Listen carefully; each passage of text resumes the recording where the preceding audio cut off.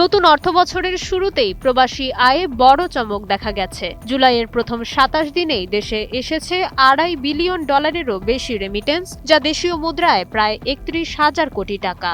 গত অর্থবছরের একই সময়ের তুলনায় এই আয় ২০%-এরও বেশি বেড়েছে, যা দেশের অর্থনীতিতে নতুন গতির সঞ্চার করেছে।